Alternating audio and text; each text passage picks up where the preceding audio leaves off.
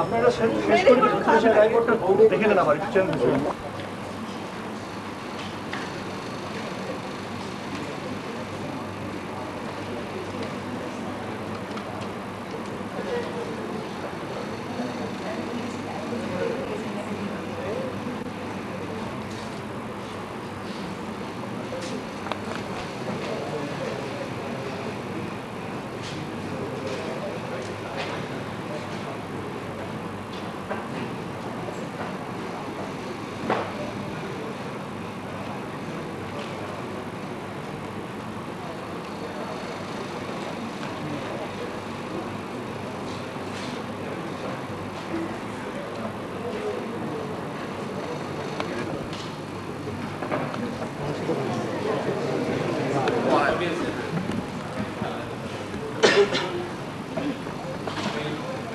আমরা এখন শুরু করি, তাহলে দু একটা কথা একটু বলার আছে।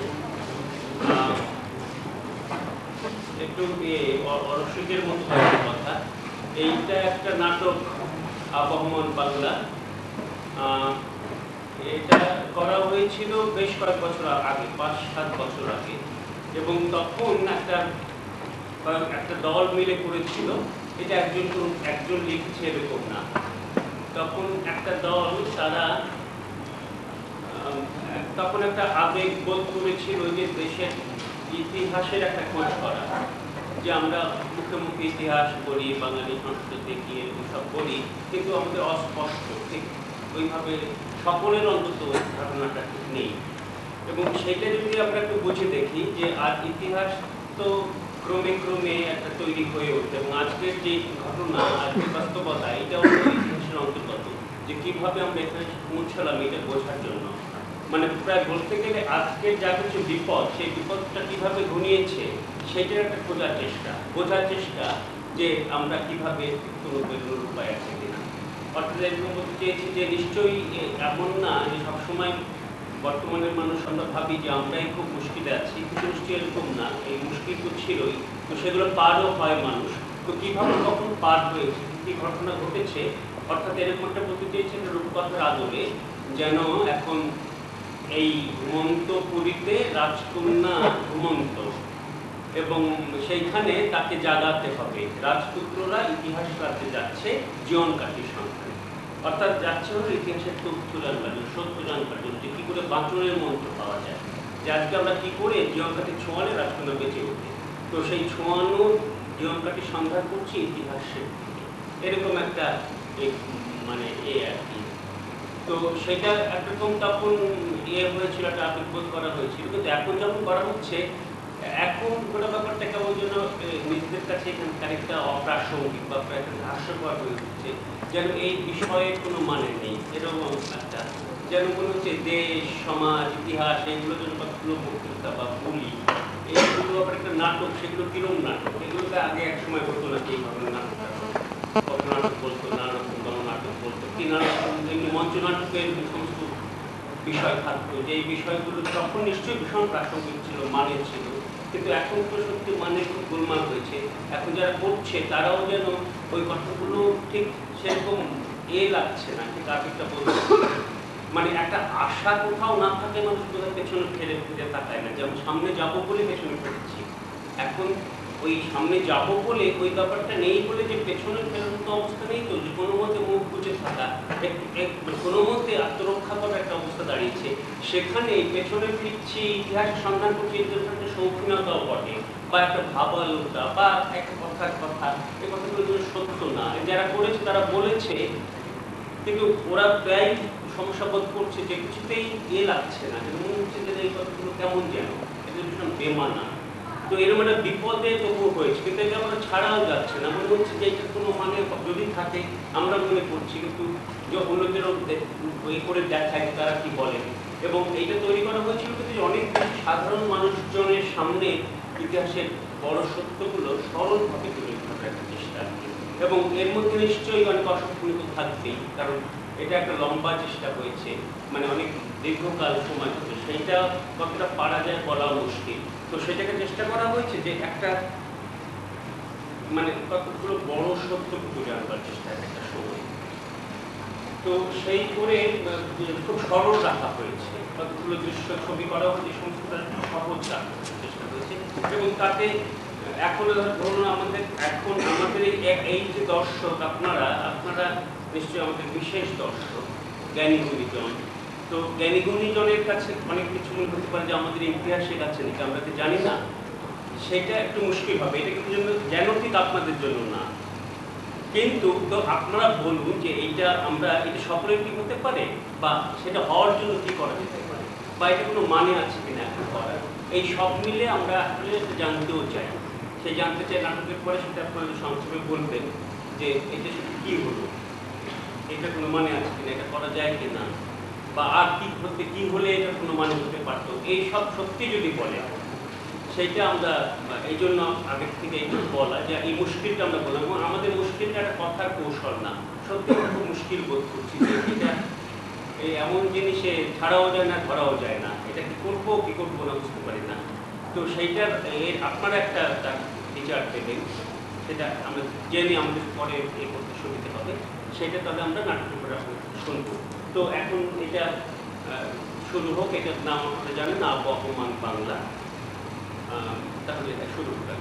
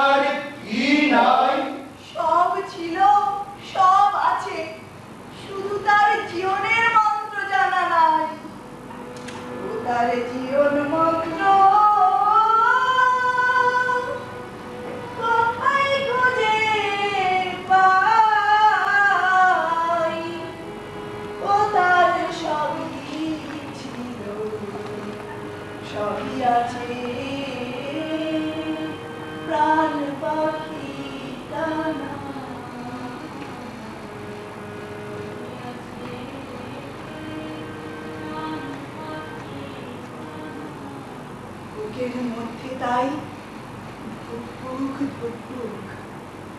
হয় কি হয়, জানি কি হয়, না জানি কি হয়, কি যেন কি বিগড়ে গেছে, সবই হয়েছে তাই অসার বিকল।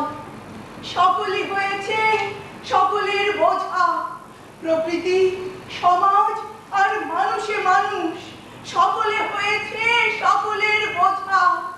অভিশপ্ততাই রাজকন্যা, প্রাণ ভোমরা তার হারায় গিয়াছে না জানি কোন কাল গর্ভে, ইতিহাস রাজ্যের অপারে।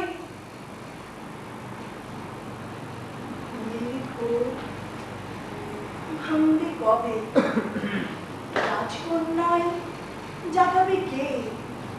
অঙ্কিরাজের ঘোড়ায় চড়ে মন পাবনের রায়ে, ঘুমের আকুল পাথার ডিঙায়ে আসে যদি রাজপুত্র, তার যে মরণ নাই, মরিয়া মরে না সে।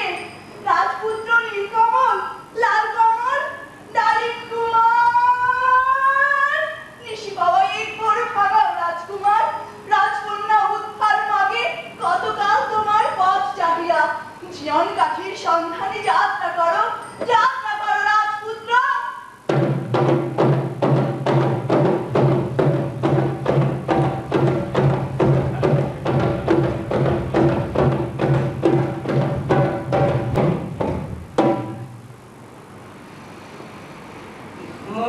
রাজ্যে কোথা মিলে সে ধন, বাচনের মন্ত্র, বুকের সর্বস্ব দিয়া খুঁজে ফিরি।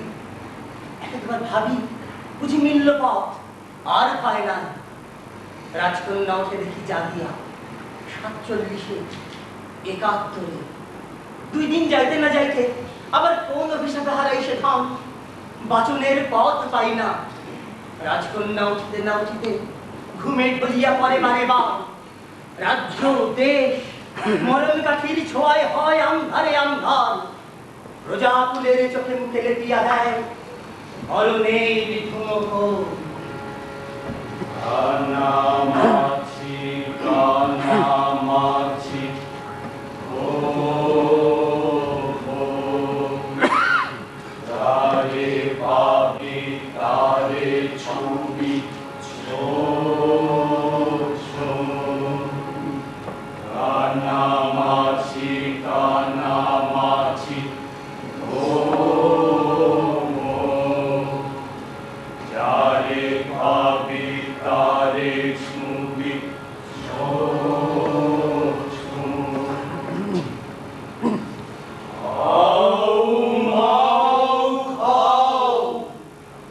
মানুষের গন্ধ পাও, উপায় কি তবে? মানুষের উপায় কি তবে? পাওয়া ধন খোয়ানোর এই গোল্লা ছুট খেলা, বাঁচিয়া উঠিয়া বারে বার মরণের এই অভিশাপ। হায় বাংলা, বাংলা রে মরে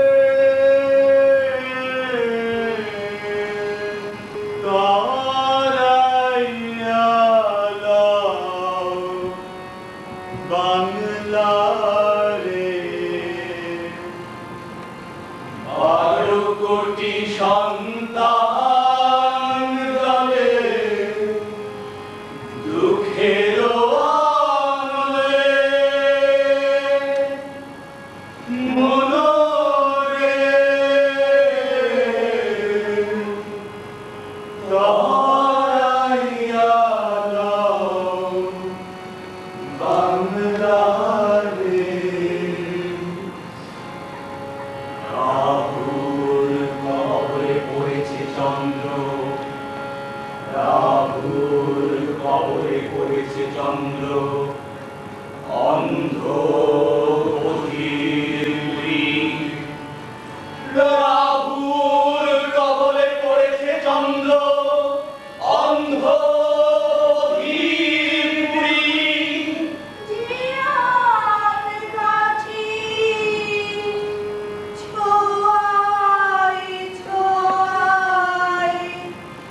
জাগাও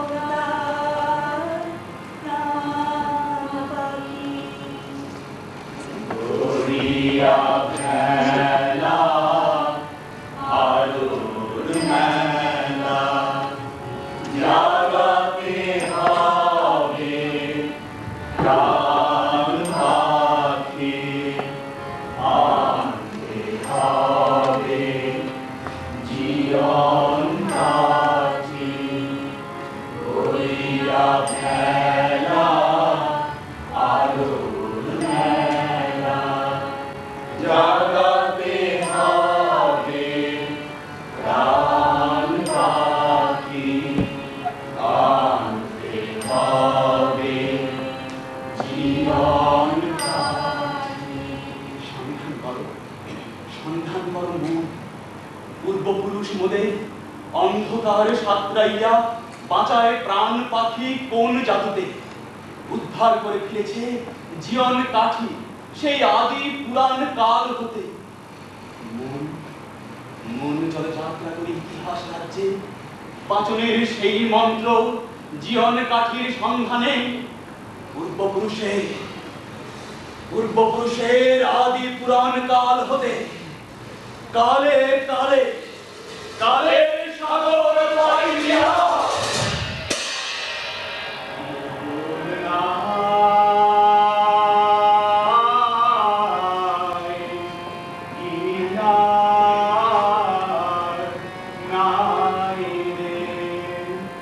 আমি কোন কুল হতে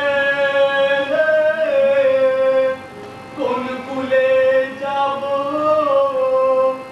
তাহারে শুধাই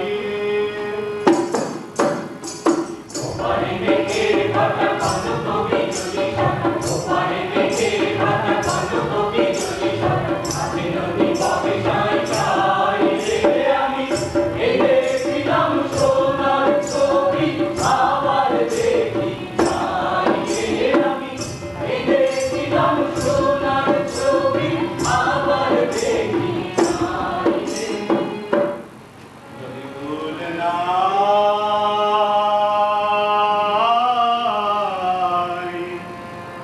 ফিরে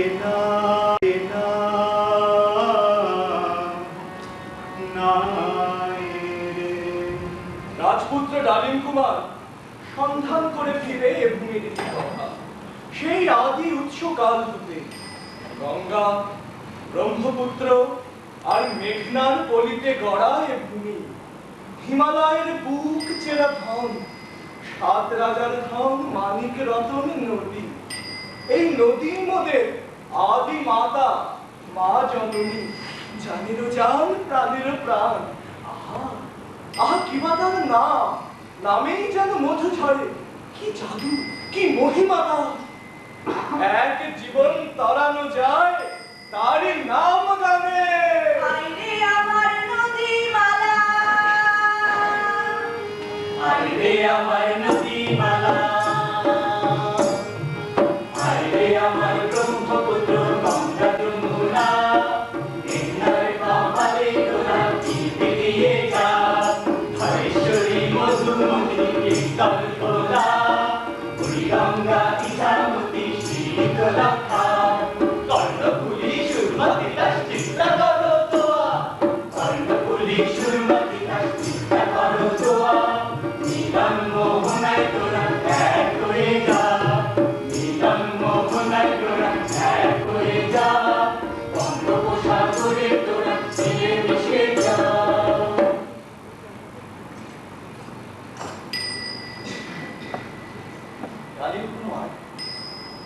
ডালিম কুমার নদীর পাড়ে পাড়ে এপারে ওপারে ছিল জীবন মোদের পূর্বপুরুষে নদীর বয়ে আনা পলিমাটিতে গড়ে ওঠে আদি বসতি মাটি পলিমাটির সমতল ভূমি এই দেশ লাল গেরুয়া কালচে আর আর মাটি রঙের মাটি নরম ভিজা আর আর রুক্ষ সূক্ষ্ম মাটি মাটি মমতাময়ী মাটি এই মাটি জল আর হাওয়ার সবুজে সবুজ সুজলা সুফলা এই মলয় শীতলা মাতা দেশ আমার আমার চিরকালের বাংলা। ফিরে চল, ফিরে চল, ফিরে চল মাটির টানে, যে মাটি আঁচল পেতে চেয়ে আছে। ফিরে পালে, ফিরে চল, ফিরে চল, ফিরে চল মাটির টানে, যে মাটি আঁচল পেতে চেয়ে আছে। ফিরে পালে, ফিরে চল, ফিরে চল, ফিরে চল মাটির টানে। এই মাটির উপরে আছে ছোট বড় উঁচু নিচু টিলা আর বনবনানী, সিলেট, ময়মনসিংহ, কুমিল্লা আর চট্টগ্রামে। আরো আরো আছেন একজনা। কে কে আছেন? কে তিনি? কোন রাজ রাজাধিরাজ সুন্দরবন।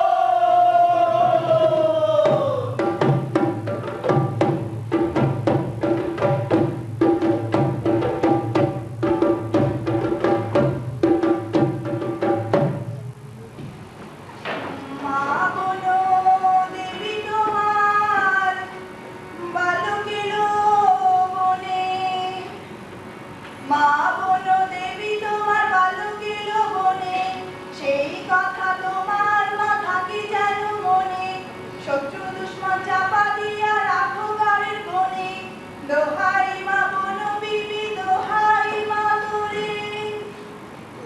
দোহাই মা বলো বিবি, দোহাই মা তোরে। দক্ষ যজ্ঞমুনি ছিল ভাটির প্রধান, দক্ষিণে রায় নাম তার ভাটির সন্তান। দোহাই লাগে বলো বিবি, দোহাই লাগে তো, এইখানে দক্ষিণে গাজী ভাটির ঈশ্বর। 18 ভাটির মাঝে তুই সবার মা, মা বলি ডাকিলে কারো বিপদ থাকে না, মা বলি ডাকিলে কারো বিপদ থাকে না।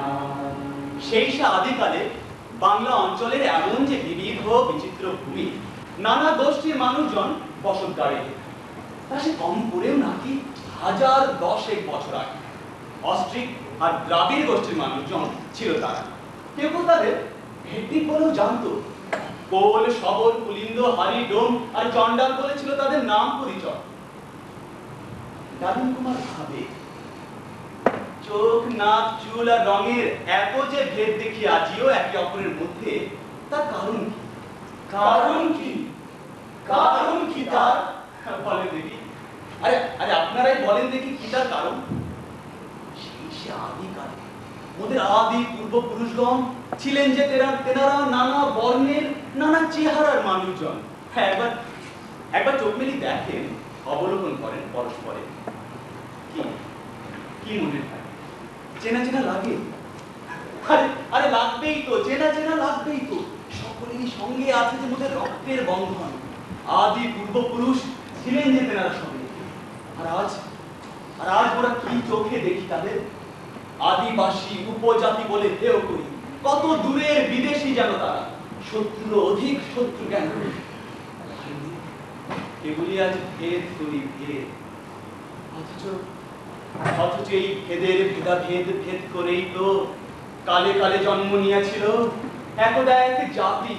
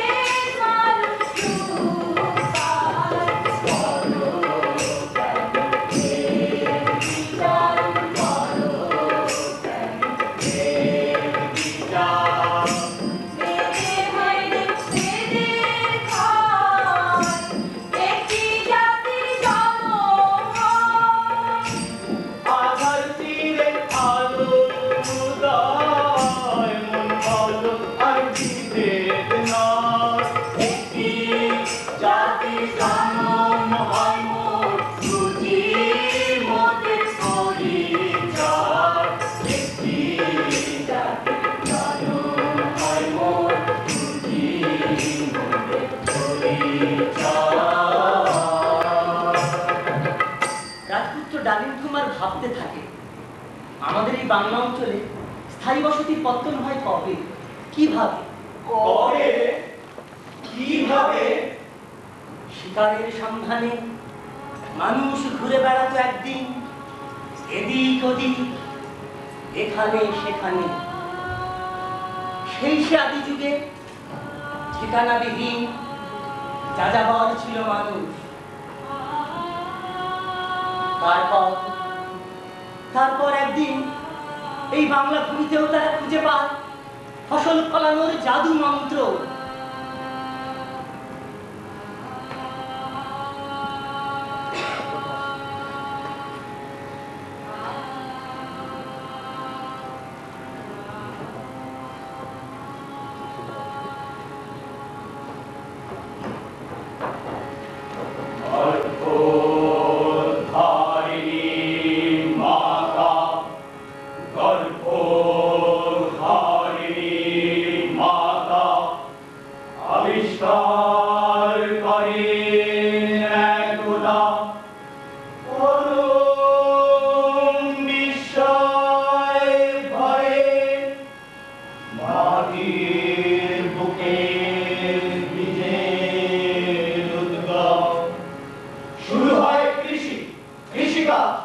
মানুষ ভূমিতে দাঁড়ে তার নাম নিশানা।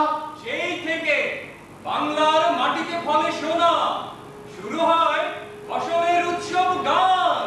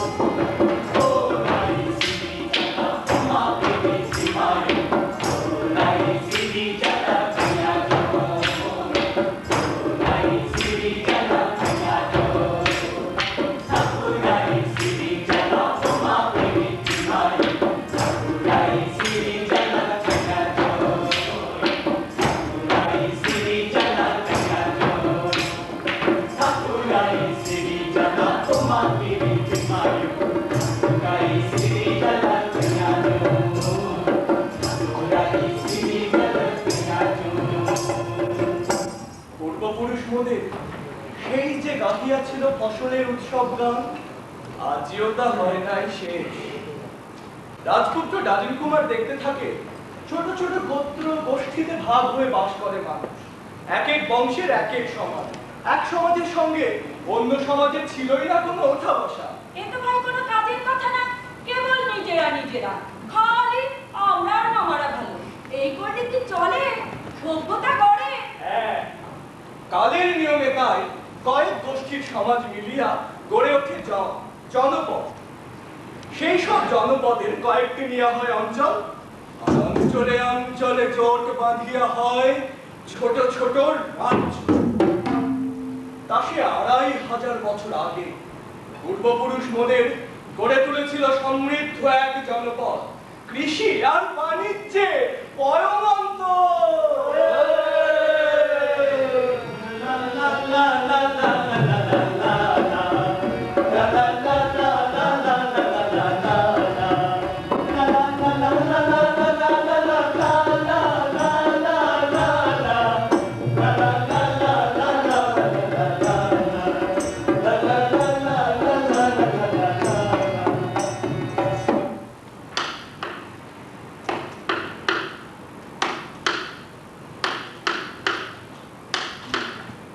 রাজপুত্র ডালিম কুমার দেখতে থাকে ঘরে ঘরে উৎপন্ন হয় কত না দ্রব্য সম্ভার, কুটির শিল্প, কাপড় বোনাই, কত যে রূপের ঝেল্লা, গীত আর রংবাহার, বিশ্বের চোখে তাপ লাগানো রকমারি সুতি রেশমি কাপড়। এই সময় এই বাংলা অঞ্চলে গড়ে উঠেছিল বড় বড় দুই বাণিজ্য বন্দর, তাম্রলিপ্তি আর গঙ্গা সাগর। বাণিজ্যে বসতি লক্ষ্মী। লক্ষ্মী সত্যি সেদিন বাণিজ্যে বসত করত। সুগন্ধি, মণিমুক্তা, কাঠ, তামা আর দুর্গ বোঝাই সওদাগরি নৌকা ছুটে চলে 7 সমুদ্র 13 নদীর পারে রোম মিশর পারস্যে।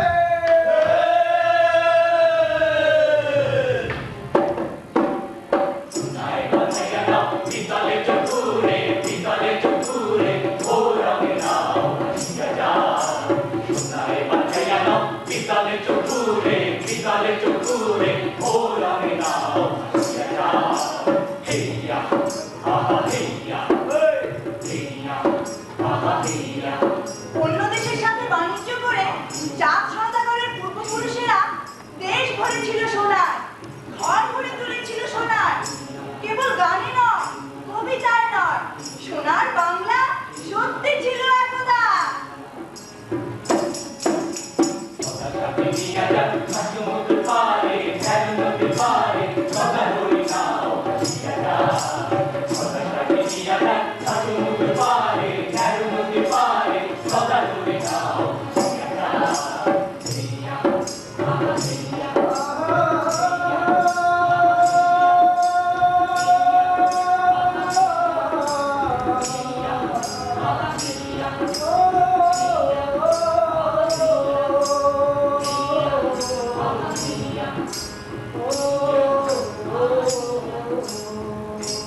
বিশ্ববাজারে এই আমরাই ছিলাম একদিন সবার আগে।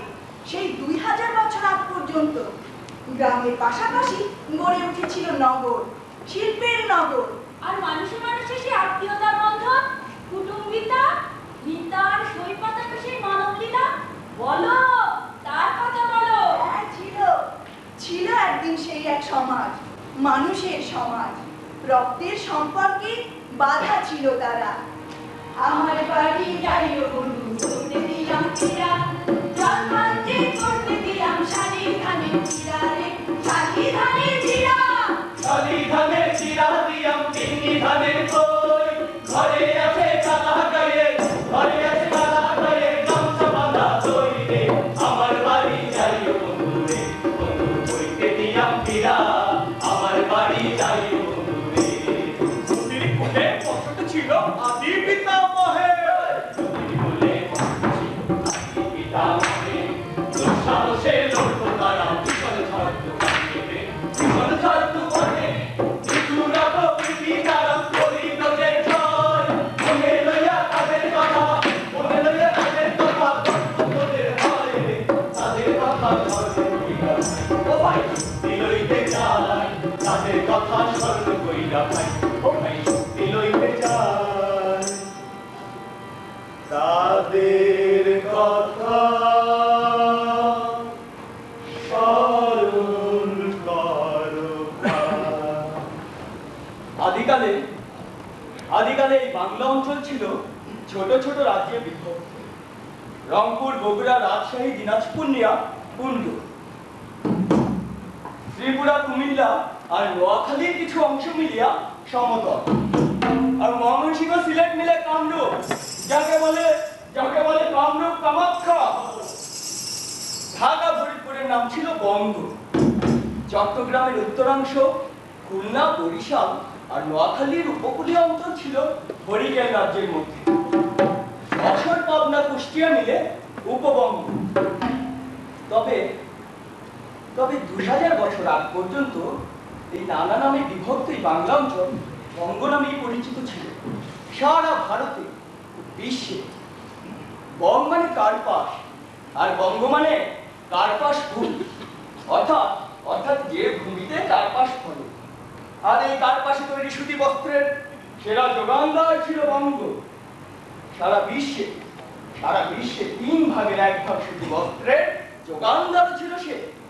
তাই বুঝি বঙ্গ নামে চিন্ত সবে নানা নামে বিভক্ত এই বাংলা অঞ্চলে। হিমালয়, বনবননীর দুর্ভিক্ত দুর্গে সুরক্ষিত ছিল কুন্ড, সমতল, হরিকেল, বঙ্গ আর কামরূপ। ছোট ছোট এই সকল রাজ্য স্বাধীন, স্বয়ং সম্পূর্ণ। হরিকেল, বঙ্গ, কামরূপ, কুন্ড, কে যাই প্রাচীন বাংলার গাথা,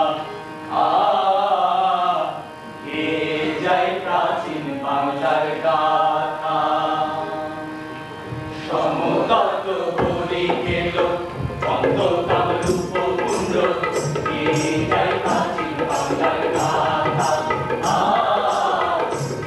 যাই প্রাচীন বাংলার গাথা। সম্পদে সমৃদ্ধ পুরাণ সে জনপদ, এ যেন স্বর্গের শোভা। এ যাই প্রাচীন বাংলার গাথা। এ যাই প্রাচীন বাংলার গাথা। এ যাই প্রাচীন বাংলার গাথা। খ্রিস্টপূর্ব চতুর্থ শতক। পশ্চিম থেকে আসে আর্য, ধরে সাম্রাজ্য মৌর্য। ক্ষমতার পাগলা ঘোড়া, ক্ষমতার পাগলা ঘোড়া ছোটে দিকবিদি।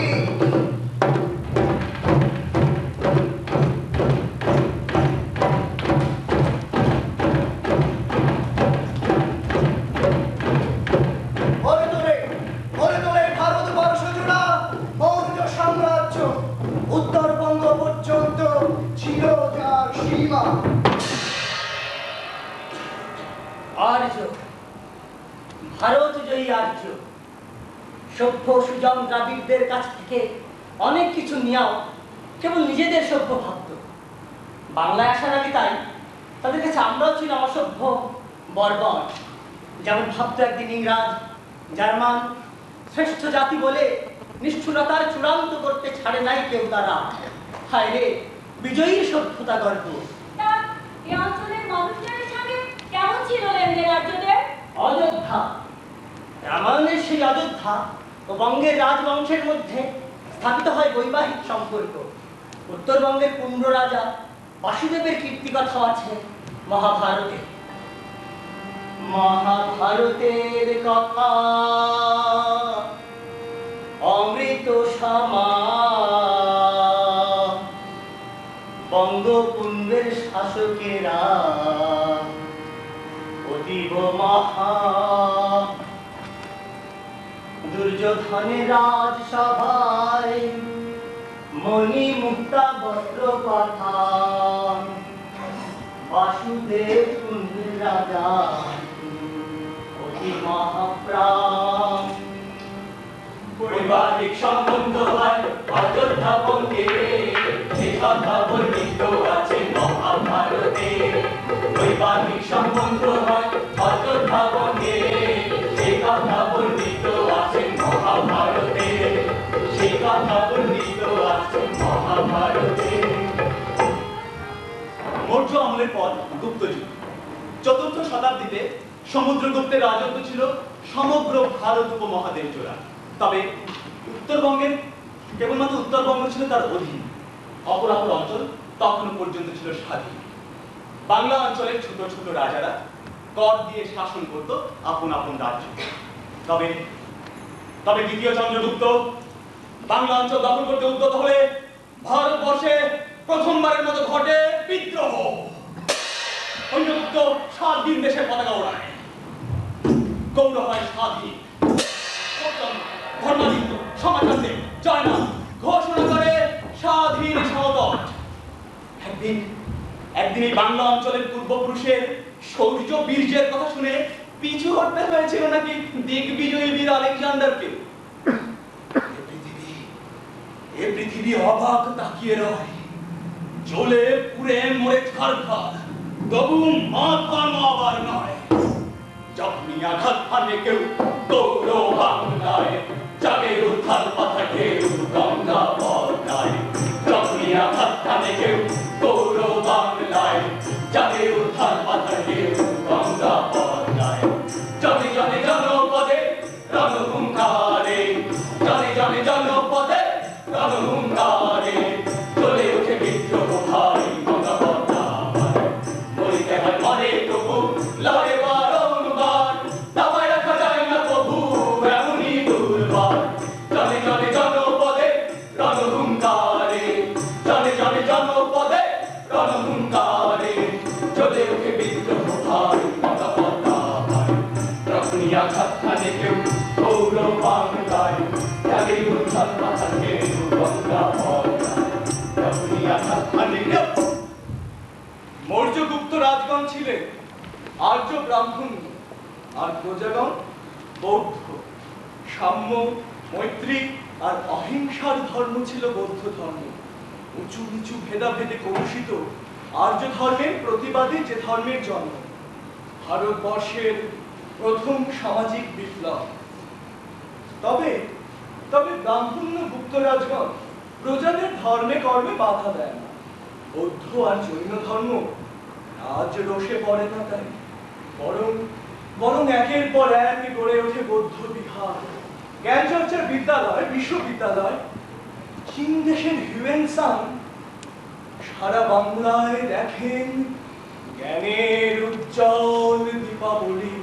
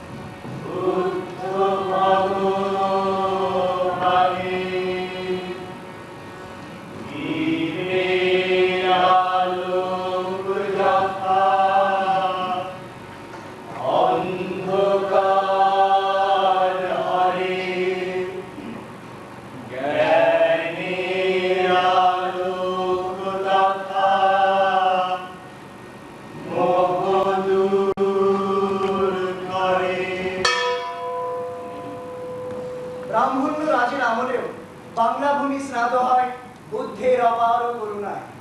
গুপ্ত রাজগণ এমনই সুবুদ্ধি দেখায়, যেমন দেখি নবীজির মদিনা সনদে, লাকুম দীনুকুম ওয়ালিয়া দীন, যার ধর্ম তার কাছে রাষ্ট্রের চোখে সমান সবে।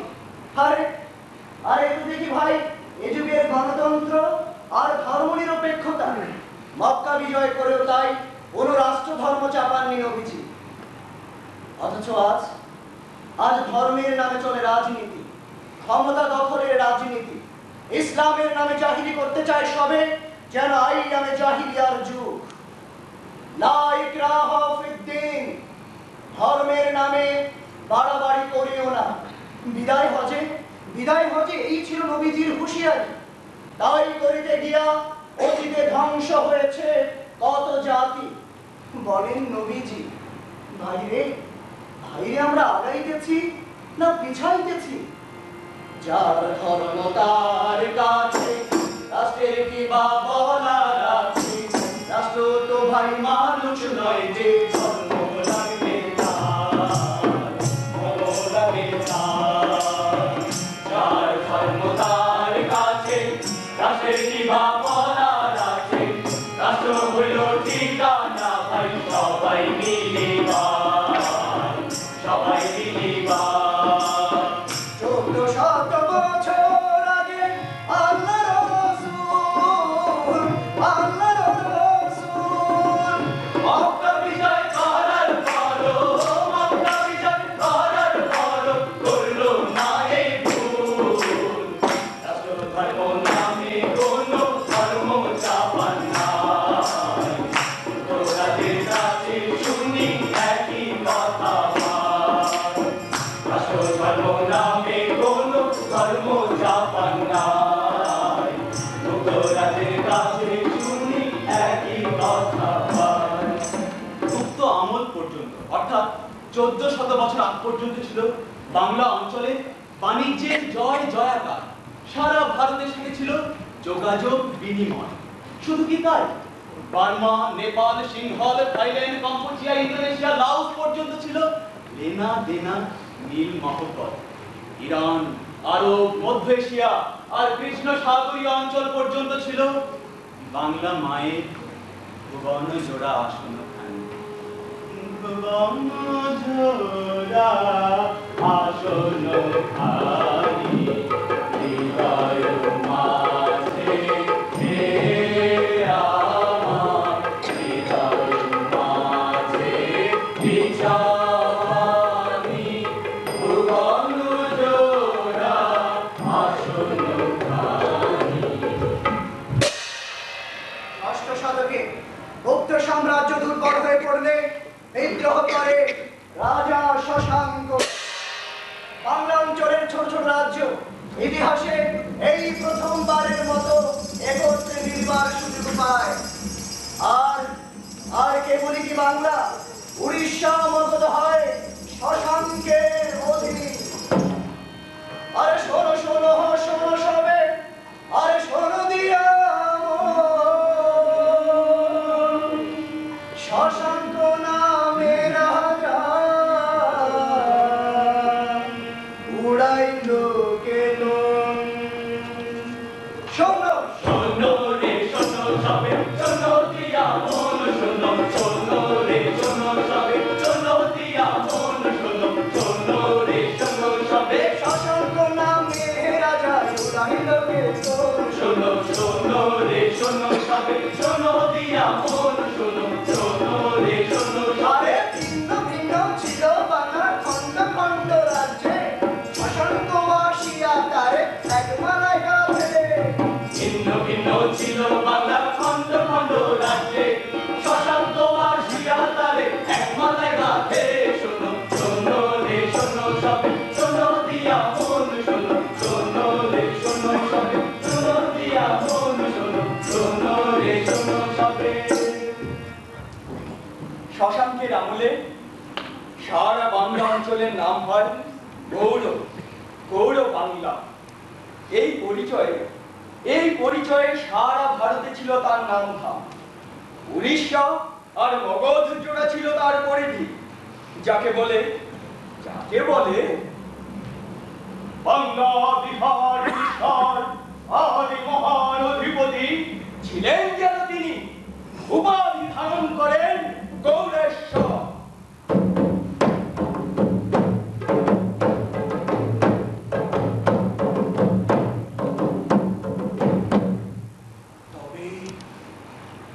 তবে ছোট ছোট রাজ্য জয় করে বড় রাজ্য সাম্রাজ্য গড়ার বিপদ কি নাই? আছে, বিপদ আছে, খুবই আছে। আরো আরো আরো রাজ্য যার নেশায় পেয়ে বসে রাজা শশাঙ্ককে। তাই বুঝি বৌদ্ধ রাজা হর্ষবর্ধনকে শায়েস্তা করতে উন্মত্ত হয় সে। বৌদ্ধ বিনাশে!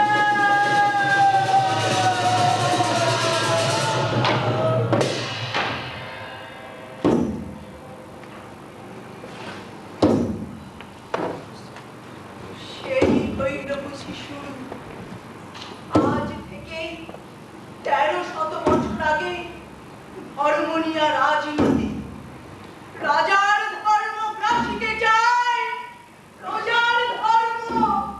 যার ধর্ম তার কাছে রাষ্ট্রের কি বলার আছে?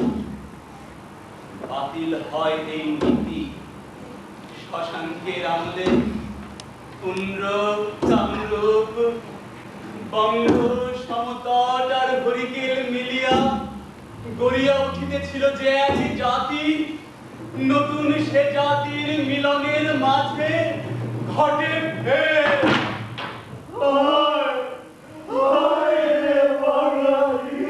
জন্মিবার পূর্বেই মাতৃগর্ভে ঘটে তোর ভেদ, ধর্মের ভেদ। রামধন্য আর বৌদ্ধের ভেদ, রামধন্য আর বৌদ্ধের ভেদ ঘটাবেই ঘটাবেই একদিন হিন্দু মুসলমানের সর্বনাশ হবে।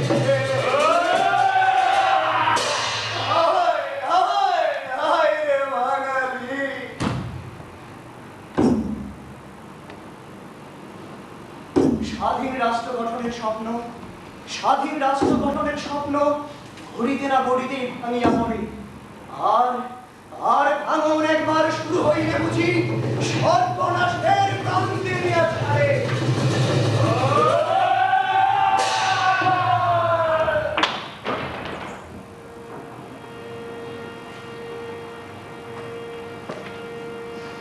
মানুষ বলো কি উপায়, ধর্মের নামে ভেদ ঘটে যায়, সবার পর মানুষ কোথায় তারে পায়। গঠনের চাইতে ভাঙনের বেগ কি প্রবল। বাংলা অঞ্চলের ইতিহাস যেন সেই কথাই বলে। ছোট ছোট রাজা রাজ্য নাসিয়া চলে বড় সময়ে।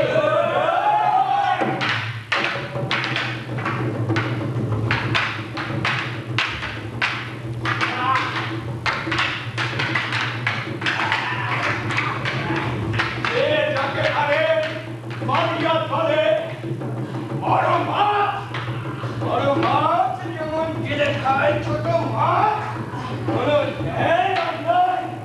রীতিনীতি ভালোই থাকে না।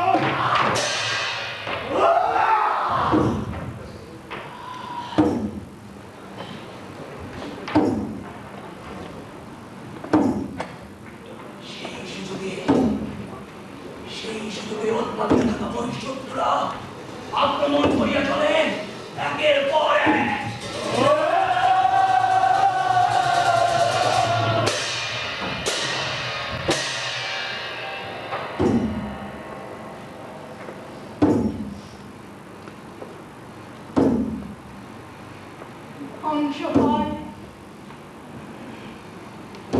ধ্বংস হয় এতকালের সমৃদ্ধ বাণিজ্য বাংলা, তাম্রলিপ্তি বাঙালির সৌভাগ্য চিরতরে শেষ হয়। 500 বছরেও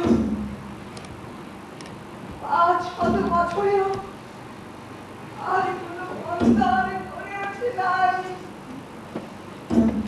পতনের শেষ সীমায়,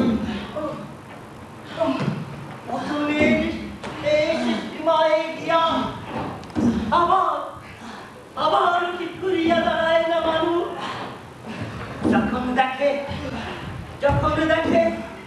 বিনাশের শেষ প্রান্তে আসিয়াছে সে, সর্বশক্তি দিয়া রক্ষিয়া ফিরায় পতনের কুলপিত।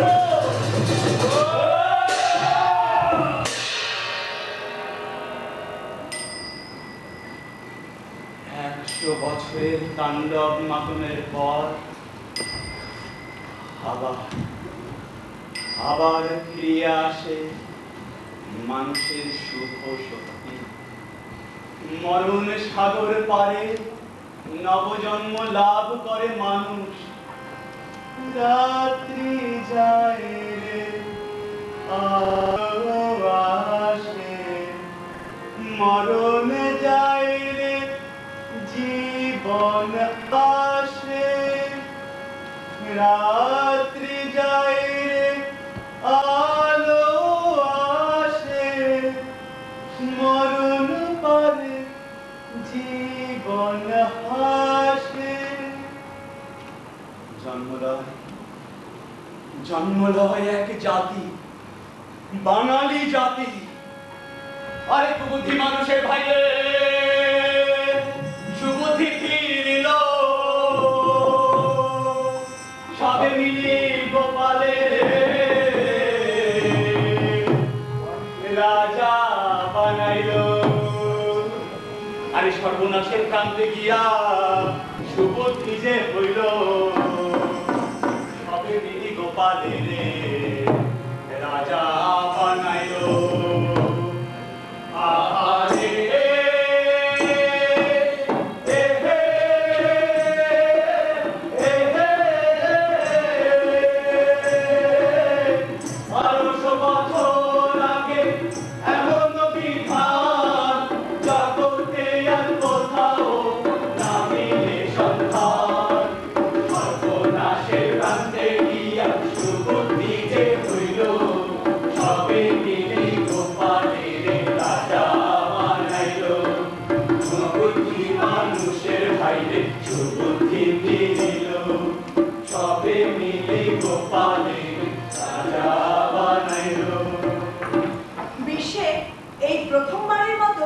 সাধারণ মানুষ নির্বাচন করে তার রাজা।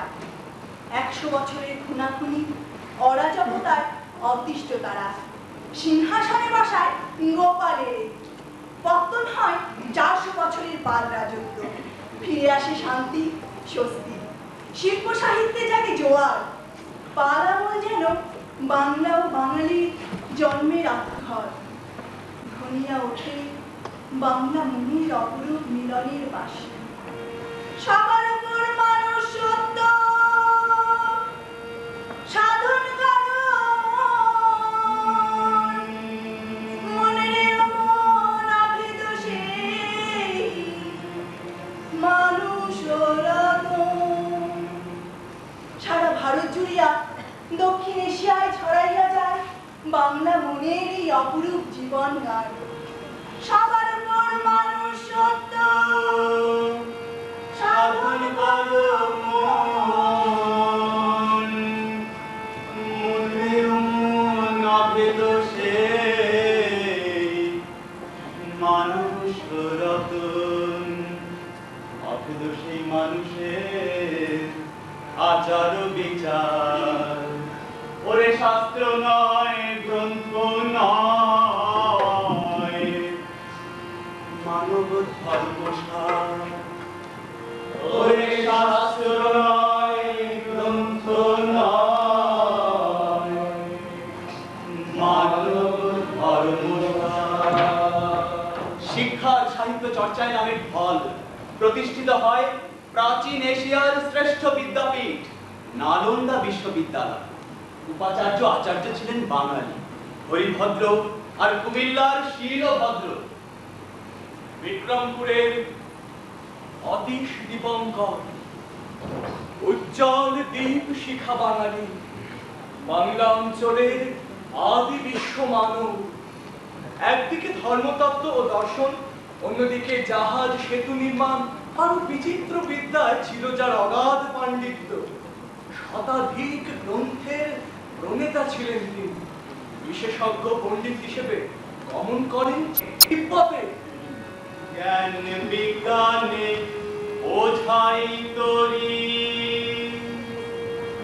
যায় তিব্বত চীনে,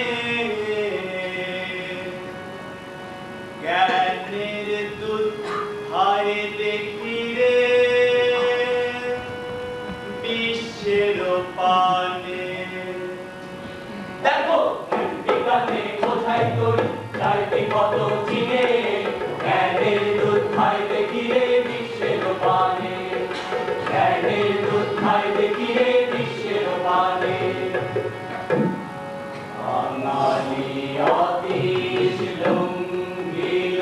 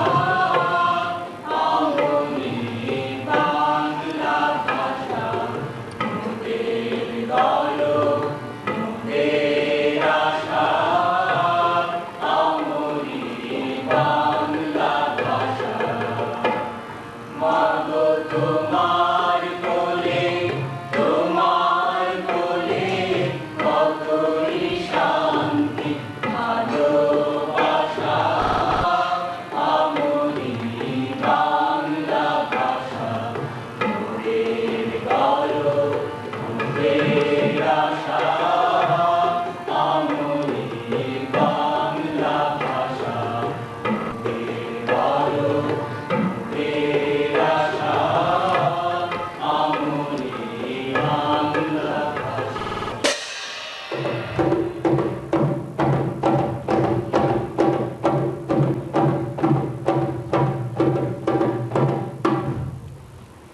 ক্ষমতার পাগলা ঘোড়া নাকি বাঘের পিঠে চড়িয়া রেহাই নাই কাহার। বড় রাজ্য জয় উন্মত্ত হয় আর রাজগণ আমরা আমরা রাজ কর্মচারীরা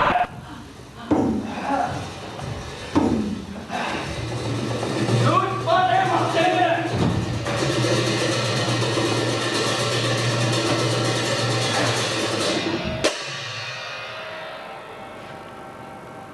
ভাঙিয়া পড়ে সমাজ।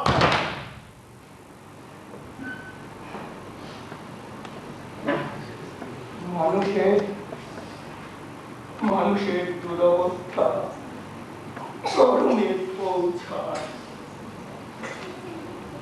ঘটে কৈবর্ত বিদ্রোহ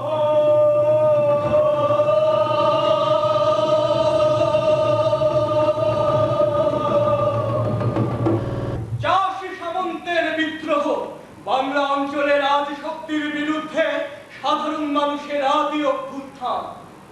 বিদ্রোহী নায়ক দিব্য বসেন সিংহাসনে। মরিয়া হয়ে ওঠে ক্ষমতার চিরস্থায়ী কায়েমী শক্তি সামন্ত রাজগণ। যে করেই হোক ইসিয়া মারিতে হইবে প্রজাবিদ্রোহের বীজ। তাহাদের লক্ষ্য বিদ্রোহী নায়ক দিব্য আর ভীম।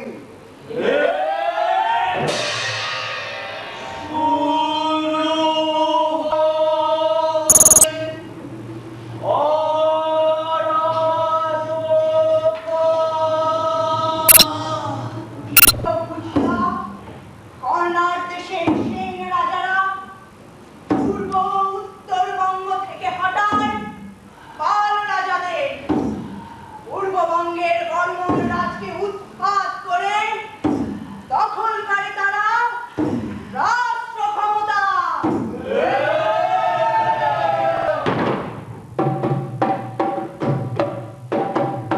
মারিতে হইবে প্রজাবিদ্রোহের বীজ। তাহাদের লক্ষ্য বিদ্রোহী নায়ক দিব্য আর ভীম।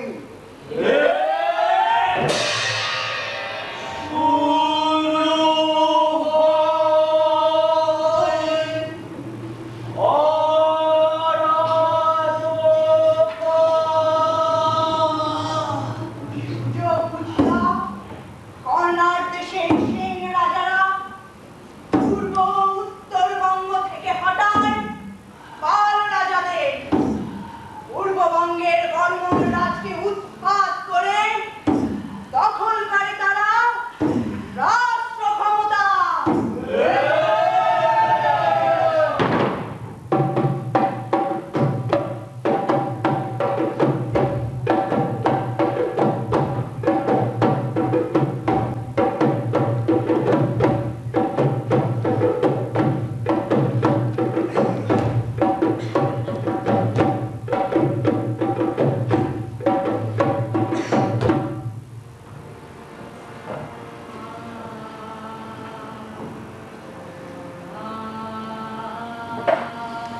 সেন রাজা বল্লাল সেন, লক্ষণ সেন ছিলেন কবি পণ্ডিত। রাজ দরবারে কাব্য সাহিত্যের চর্চা হইত। বাংলা রীতির সংস্কৃতে জয়দেব রচনা করেন গীত গোবিন্দ। সারা ভারতের অপূর্ব মধুর রসে মজাইয়া দেয় তা। সেই সঙ্গে ভোগের পঙ্কে ডুবিয়া আমারে উচ্চ শ্রেণীর মানুষ জোড়া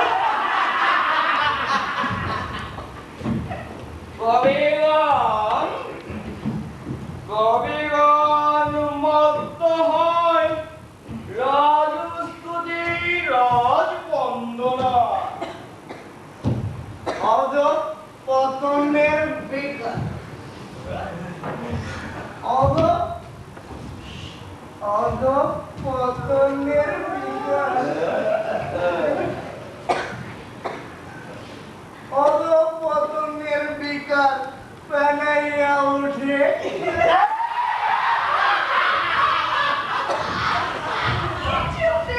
কিছু আসে যায় না। হে নামলে বাংলা কর্মচারীর অত্যাচার হইয়া ওঠে আরো প্রভাব পরাক্রান্ত ব্রিটিশ পাকিস্তানি ও বাংলাদেশি আমলাদের পূর্বপুরুষ তাহারা রক্ষক হইয়া ওঠে ভক্ষ।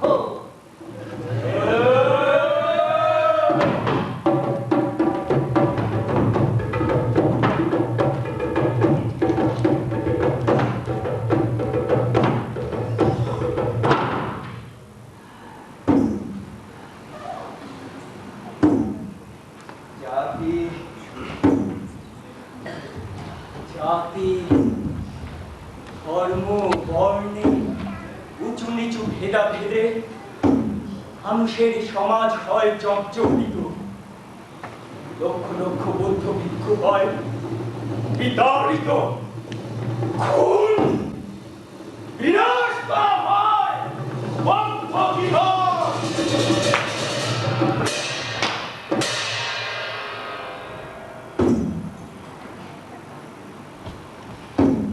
বৌদ্ধ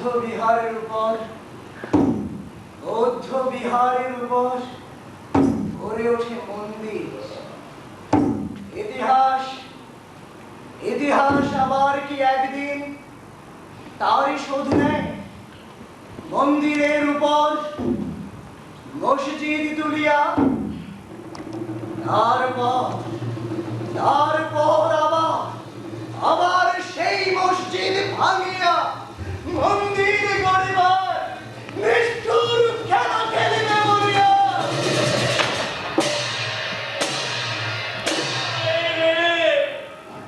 মানুষের বুক ভাঙিয়া খান খান করিয়া যুগের পর যুগ ধর্মের নামে চলিতে থাকে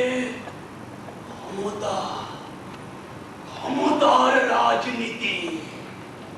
বিভেদের বিষ রক্ত বীজের মতো চিরস্থায়ী হইয়া ওঠে মানুষের মনে।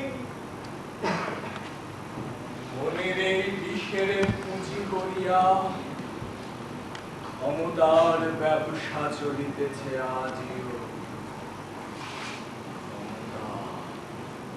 ক্ষমতার নানামুখী স্বার্থ সংঘাতে ভাঙনের বেগ আসে, রাস্তা পাকা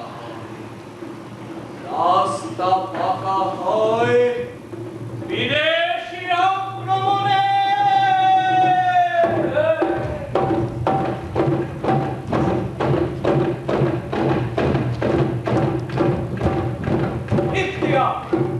ইখতিয়ার উদ্দিন মোহাম্মদ বিন বখতিয়ার খিলজি, তুর্কি দেশের ইখতিয়ার খিলজি ভাগ্যের সন্ধানে এই উপমহাদেশে আসেন।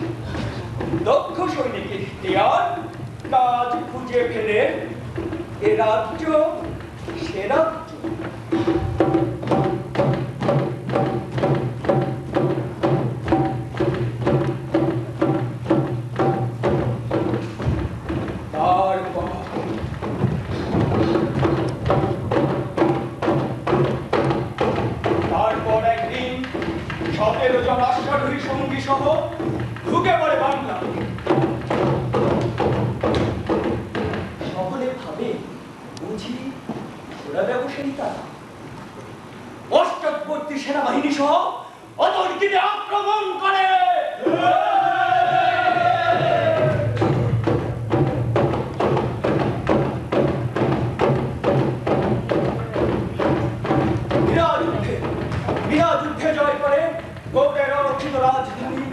লক্ষণাবতী দখল করে নেয় তার রাষ্ট্র ক্ষমতা। গৌরবান্ধার একাংশ হয় তার অধীন। বৃদ্ধ রাজা লক্ষণ সেন গণকের পরামর্শক্রমে পালায়।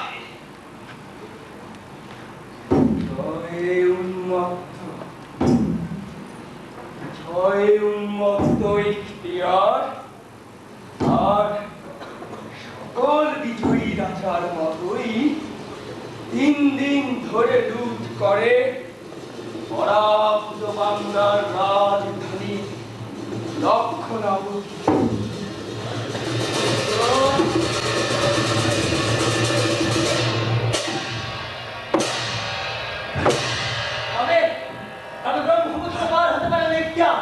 নদী পাড়ের সাধারণ মানুষ ঠেকায় আক্রমণ।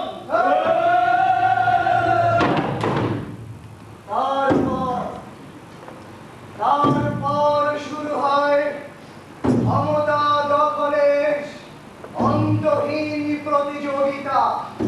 জয় পরাজয়। 700 বৎসর আগে আফসি যুগে খুনাখুনির তাণ্ডব চলে। অভিনীত হয় একের পর এক রাজা পথের পালা।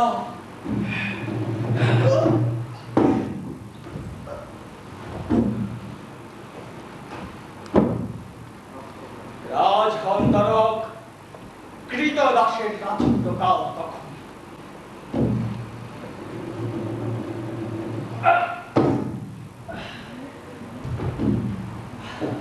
যেই রাজা বধ করিতে পারিবে সেই হইবে রাজা।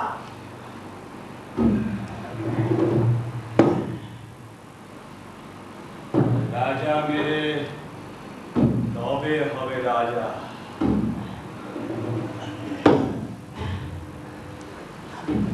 ক্ষমতা, খুনের পথে ক্ষমতা, চিরস্থায়ী বিবাহ বুঝি ক্ষমতার খুনে।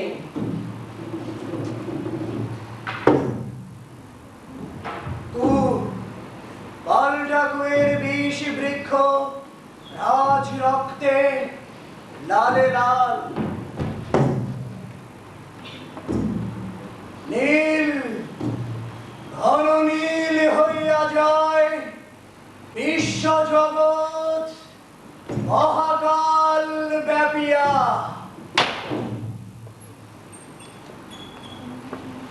কালে কালে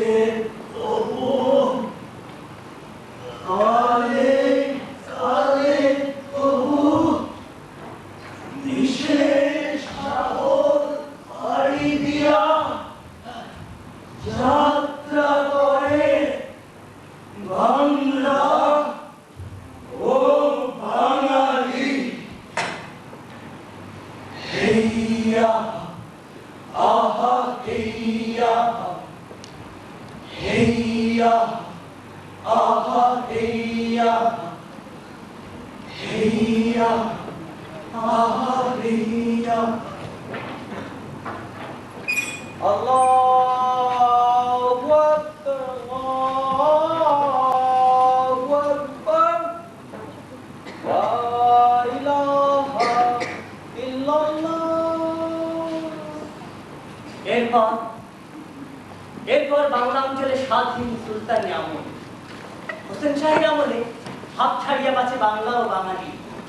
জাতপাত ভেদাভেদের বিষয়ে আকৃষ্ট বাংলার মানুষ মুসলমান হয় সুফি সাধুদের হাতে।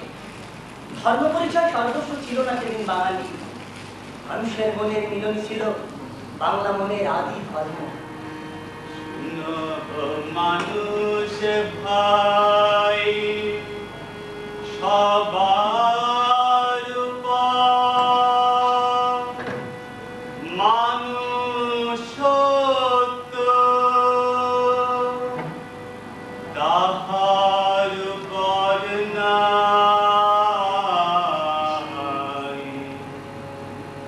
শুনো মানুষ ভাই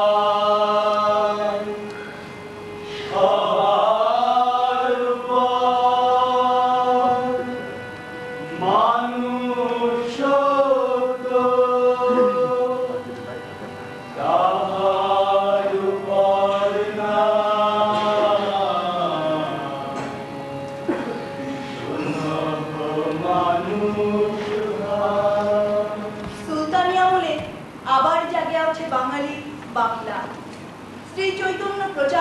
প্রেমের ধর্ম, বাঙালির একান্ত মর্ম কথা। জাতি ধর্ম বর্ণে সকল মানুষ গলাগলি, হাতে হাত মিলায় তারা। অনুবাদ হয় রামায়ণ মহাভারত। সীতা হয়ে ওঠে জনম দুঃখিনী বাঙালি নারী।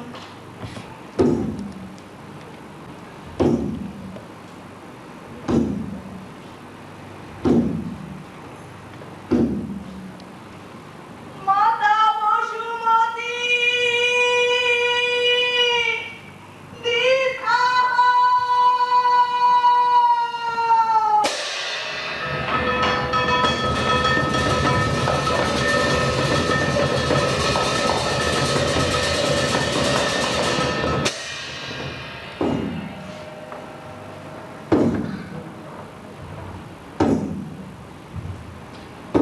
রচিত হয় একের পর এক মঙ্গল কাব্য সকল, ধর্মমঙ্গল, চণ্ডীমঙ্গল ও মনসা মঙ্গল।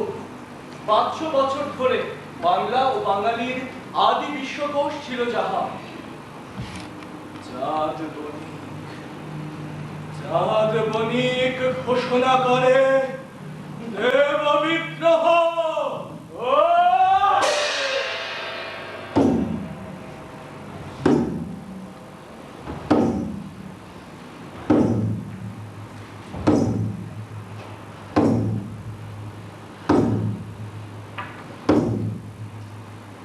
সাধারণের দেবী মনসা, সাধারণের দেবী মনসা আদায় করে ছাড়ে উচ্চ সমাজের স্বীকৃতি।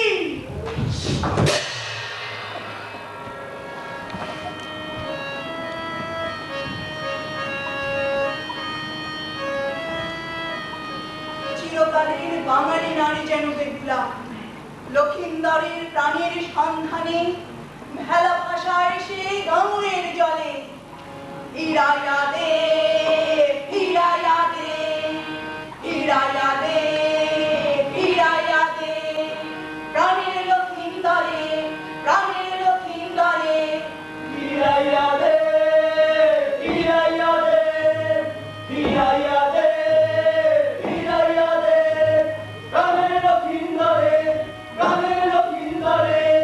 হিরাইয়া দে, হিরাইয়া দে, হিরাইয়া দে, হিরাইয়া দে, প্রাণের লক্ষিন্দরে, প্রাণের লক্ষিন্দরে, হিরাইয়া দে, হিরাইয়া দে, হিরাইয়া দে, হিরাইয়া দে, প্রাণের লক্ষিন্দরে। হায় হায় মা বাহাতে মা কান্দে আরো সুধরিয়া,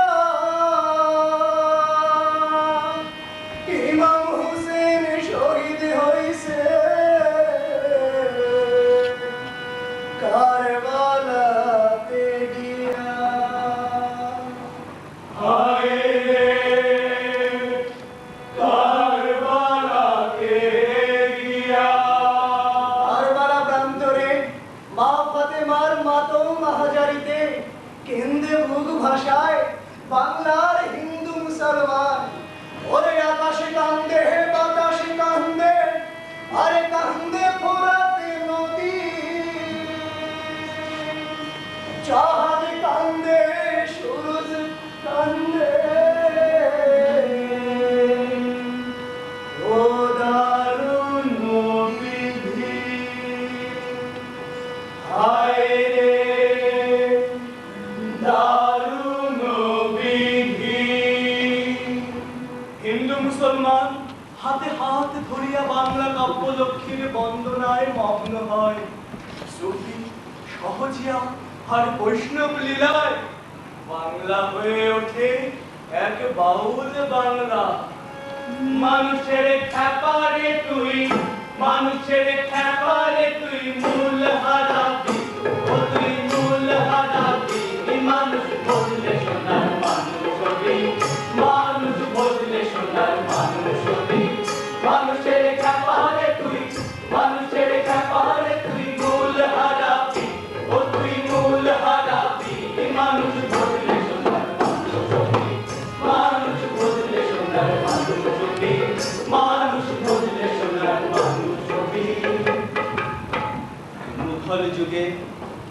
আবার অধীন হয় বাংলা। স্বাধীন বাংলা হয় মুঘলের একটি প্রদেশ। তবে তবে চালু হয় বাংলা সন, গ্রাম বাংলার ফসল কাটার মৌসুম ধরে। ইতিহাসে ইতিহাসে এই প্রথমবারের মতো ঢাকা হয় বাংলার রাজধানী জাহাঙ্গীরনগর। যদিও যদিও মুঘলের অধীন সুবে বাংলার রাজধানী। তবু চিরকালের বিদ্রোহী বাঙালি হয় নাই রণক্লান্ত। চির উন্নত তার শীষ, বিশাখা, প্রতাপাদিত্য, চাঁদ রায়, কেদার রায়, বঙ্গসার্দুর 12 ভূঁইয়ার দল হারাম করে ছাড়ে মোগলাই প্রতাপ। স্বাধীন পতাকা সবার আগে ওরা যশোরের প্রতাপ।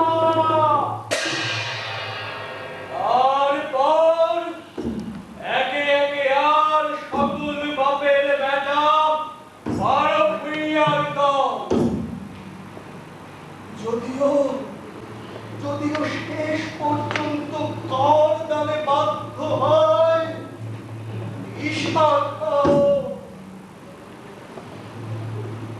বাংলা। ধন রত্ন সম্পদে ভরা বাংলা লোভে লোভে চকচক চোখ মোগলে বনে বাস করিয়া চলে বিদ্রোহ।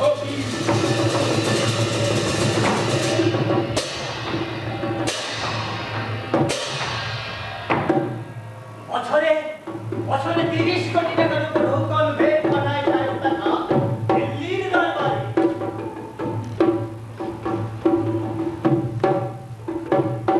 যে যত বেশি ঘুষ দিবে সেই তত বিশ্বস্ত সুবেদার। তারপর বিশ্ব দখলকারী বেনিয়া ইংরাজ বলে বলে কবজা করে স্বর্ণবিম্ব প্রসূতি বাংলা। সিরাজউদ্দৌলা, মোহনলাল, বীর মদনের সাধ্য কি রোধে আক্রমণ। মির্জাফর, ঘসিটি বেগম, জগৎ শেঠ আর চাঁদের দল হাজির যেখানে, হাত মিলায় তারা ইংরাজের সঙ্গে। উপমহাদেশ আর বাংলা অঞ্চল ভাঙিয়া চুরিয়া লুঠিয়া পাটিয়া করিয়া তুলিবে তাহারা একদিন নিজেদের দেশে শিল্প বিপ্লব, চন্দ্র সভ্যতা।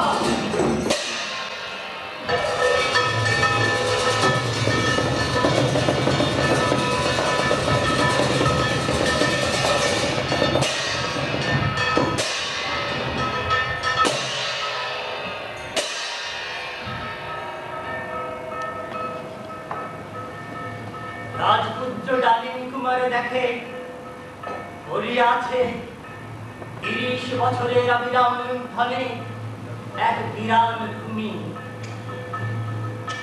বাংলায় হাজার রূপের হাজার রাক্ষস আজ। ইংরাজ আর পাকিস্তানের পরও এই দেশ যেন তাই এক উপনিবেশ।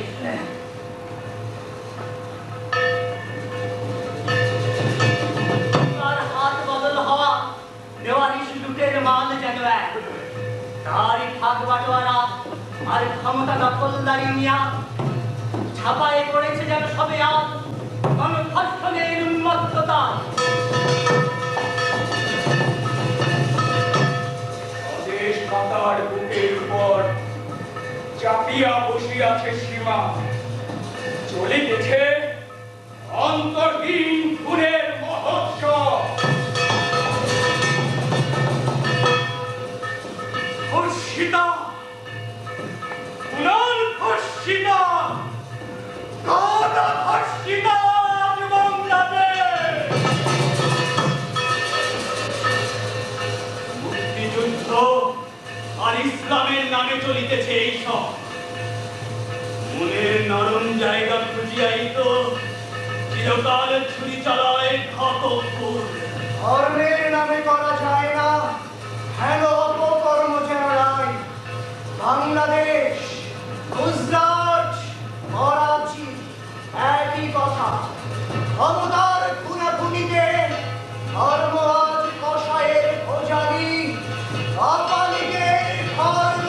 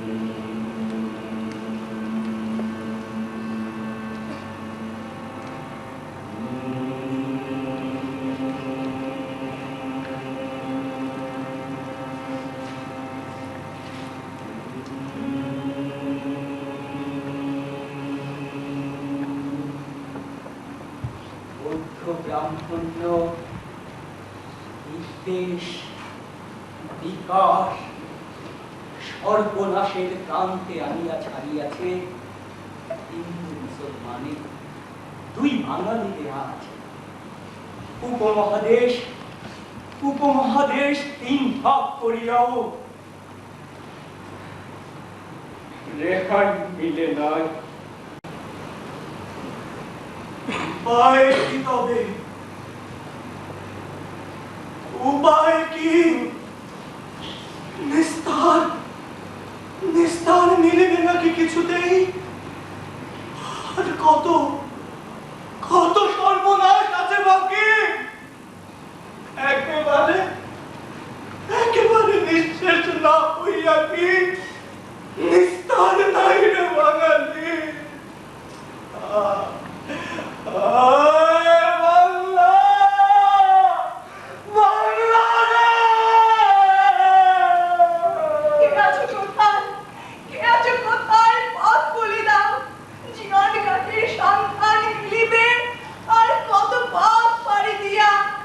রাজপুত্র নীলকমল, লাল কমল, ডালিম কুমার, এখনো যে জাগে নাই রাজকন্যা, ভাঙে নাই কুমঘর। জীবন কাঠির সন্তানে যাত্রা করো, সর্বস্ব নিয়ে পুনরায় যাত্রা করো রাজপুত্র। বাড়ি দাও, বাড়ি। জীবন কাঠি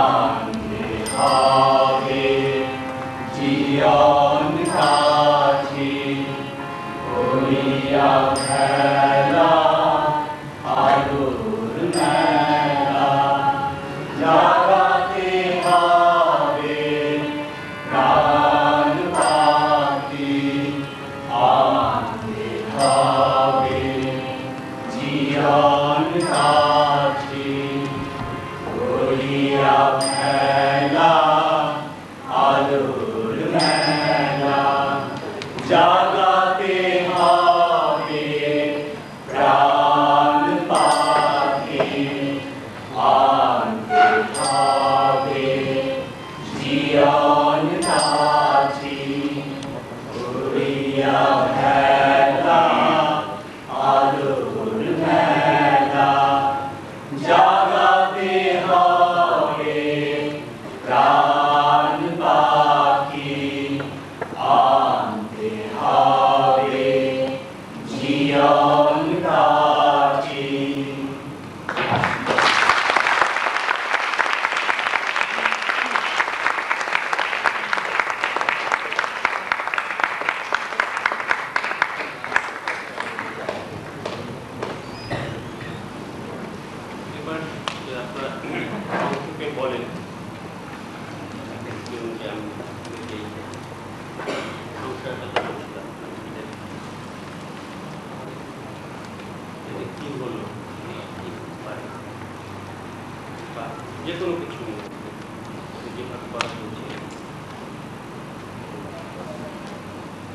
ওখান থেকেও দাঁড়িয়ে বলা যেতে পারে আসতে দেওয়ার সময় যেমন হচ্ছে তাই বলতে পারেন, মানে এরকম না যে এটা আমাদের বিচারের পার্টি হাউস বলে। হ্যাঁ, আমি স্টুডেন্ট, জোরে জোরে। ঢাকা ইউনিভার্সিটি স্টুডেন্ট, নাট্যকলা ডিপার্টমেন্ট। তো আমার নাটকটা দেখে অবশ্যই ভালো লাগছে। তো নাটকটার স্ক্রিপ্ট আমার কেমন লাগছে সেটা বলবো না, কিন্তু নাটকের এই যে লাঠির ব্যবহারটা, কারণ আমাদের বাংলার সাথে এই যে বাঁশের ব্যবহার, লাঠির ব্যবহার, চর দখলের ব্যবহার, এটা একদম ওতপ্রোত জড়িত। আমি দক্ষিণ অঞ্চলের ছেলে, আমার বাড়ি বরিশাল। তো দেখা যায় যে আমাদের অঞ্চলে এখনও এই ব্যাপারটা এখনও রয়ে গেছে। তারপর আরেকটা ব্যাপার ভালো লাগছে, মোটামুটি তাদের গানগুলো ভালো লাগছে, এবং যে বর্ণনাটা ছিল বর্ণনাটার মধ্যে তাদের একটা সঙ্গীত ভাব চলে আসছে। অনেক যেটা আমরা ইউরোপিয়ান থিয়েটার, এই ইউরোপিয়ান থিয়েটারে মানে সঙ্গীত ভাবটা যেন আমরা যতটা না এনে পাই, কিন্তু আমার যেটা মত যে এই সঙ্গীত ভাবটা আমাদের জীবনের সাথে সঙ্গীত মিলানো, এটা একটা ভালো দিক যে সঙ্গীতটা রয়ে গেছে তাদের সাথে। আর একটা ব্যাপার যেটা বলবো যে এখানে নাটকটা শেষ না, এখন যারা স্ক্রিপ্ট লেখে বা লিখেন তাদের উচিত এখান থেকে এই পর্যন্ত আমাদের কাছে নিয়ে আসা, যে এখন বর্তমান অবস্থাটা আমাদের যে বিভাগগুলো আছে সেই বিভাগে কী হচ্ছে এবং ঢাকায় কী হচ্ছে, এই সব মিলিয়ে আরেকটা স্ক্রিপ্ট তৈরি করা এবং সেটা তুলে ধরা, এবং এই নাটকটা আরও মানে গ্রামে নিয়ে যাওয়া। Thank you.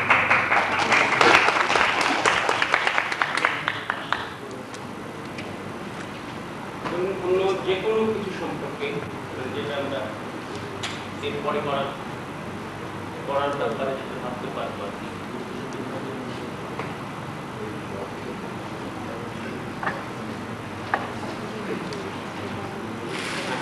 আসলে এখানে মানে আমাদের শ্রোতা যারা আছে, দর্শক যারা আছে, হ্যাঁ যারা দর্শক আছে আর কি, তারা কিন্তু এক ধরনের মানে স্বাচ্ছন্দ্য বোধ করেন না এরকম যখন প্রেক্ষিতটা হয়। আমার মনে হয় যদি নাটক সম্পর্কে কোনো মন্তব্য থাকে, আমার মনে হয় আরও ভালো হবে যদি অন্য কোনো সময় সেটা নির্ধারণ করা যায়। যদি কারো তাগিদ থাকে, আপনি একটা মানে একটা সময় বলেন বা আপনার যেখানে আপনি উপস্থিত, সেক্ষেত্রে আমার মনে হয় কমিউনিকেশনের সুবিধা হয়। অনেকে অনেক কিছু বলতে চাইলেও প্রথম অনুভূতির একটা ব্যাপার, আর পরে হয়ে গেলে তো ভাবনা চিন্তা নানা রকম অন্যরকম হয়। প্রথম অনুভূতিটা যাবে। হ্যাঁ, প্রথম অনুভূতিটা আমার মনে হয় এখানে কেউ ভাবে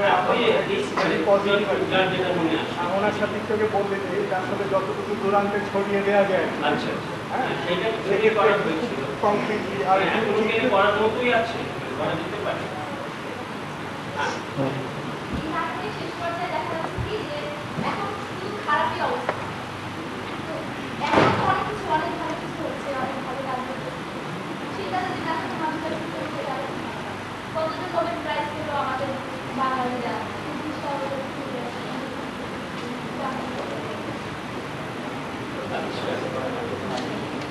ঠিক আছে, তবুও আপনাদের সব মিলে সামগ্রিকভাবে কোনটা প্রধান হয়ে ওঠে, এটা কিন্তু প্রত্যেক যুগের বেলা সেটা চেষ্টা করছে, সেই যুগের কোনটা মূল ব্যাপার, এই সময় আপনাদের কোনটা প্রধান ঘটনা হয়ে সেইটাতে কি ওই উৎসাহ গর্বের ব্যাপারটা এখনো সেরকম আছে, সেরকম হওয়াটা দরকার, সেটা চাই, কিন্তু সত্যি কি সে অনুভূতিটা আছে, মানে সেটা আনতে হবে, কিন্তু সেটা আছে কি যে অন্ধকারের মধ্যে আলোর জায়গায় কতটুকু আছে, আছে নিশ্চয়ই, না হলে বেঁচে আছে কেন।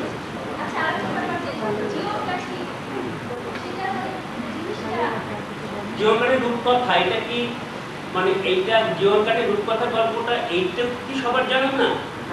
হ্যাঁ, যে কন্যাকে বন্দী করে রাখা হয়েছে রাক্ষসরা, তার রাক্ষসপুরীতে, তাকে বাঁচানোর জন্য রাজপুত্র জীবনটাকে সংগ্রাম করছে যাতে জীবনের কাজ যাতে বাঁচাতে পারে, সেই খুঁজে অনেক কষ্ট করে রাক্ষস মেরে, তারপর রাজকন্যাকে ছোঁয়াল, রাজকন্যা বাঁচল। ওইটা একটা রূপকথা।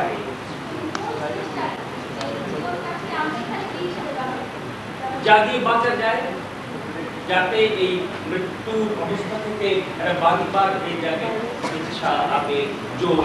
আপনার কথা অসম্পূর্ণ রয়ে গেছে আর কি। আমার স্পেশালি যেটা মনে হলো যে মুক্তিযুদ্ধ এবং ইসলামের যে কমন ট্রেডটা চলতেছে দেশব্যাপী আর কি, এই জন্য আপনাকে একটা স্পেশাল ধন্যবাদ যে আপনি মূল বিষয়টাতে আসলে খুব আমাদের মনে হচ্ছে সমস্ত ভালো কথা বলে খারাপ কাজটা করা হয়, এটা হয়তো জগতের নিয়ম। ভালো কথা, তারপরে একটা কথা হয়তো সব বোঝা যায়নি যে মনের নরম জায়গা খুঁজিয়া চিরকালই ছুরি মারায় ভালো, নরম জায়গাটা দিয়ে ছুরি মারবার এর তৈরি করতে সুবিধা হয়। আর সংযুক্তি দিয়ে হয়, এখনো হয়তো হয়, ইসলাম দিয়ে হয়, সবসময় সব ভালো ভালো কথা বলেই মাঠটা ভালো হয়, সেই অর্থে বলা হয়েছে।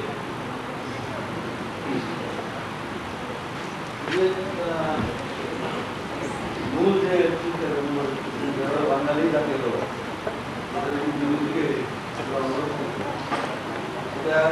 এই নাটকের মাধ্যমে আপনার যে সমাজে যেভাবে আমাদের গর্ব করে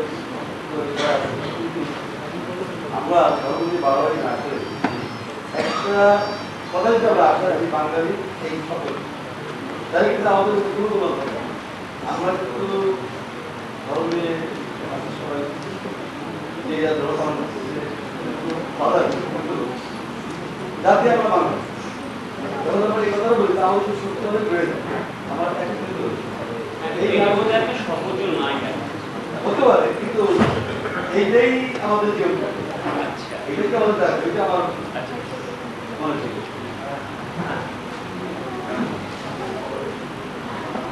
একটু এগিয়ে বললেই ভালো হয়, সবাই এগিয়ে বল, একটু এগিয়ে সবাই শুনতে পারে। আমি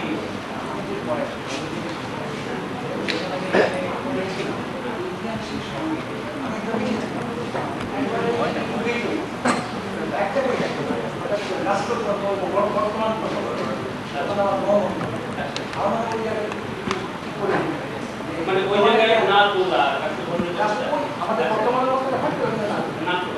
সবচেয়ে খালি তো স্বপ্ন ঘটেই স্বপ্নভঙ্গ হয়েছে।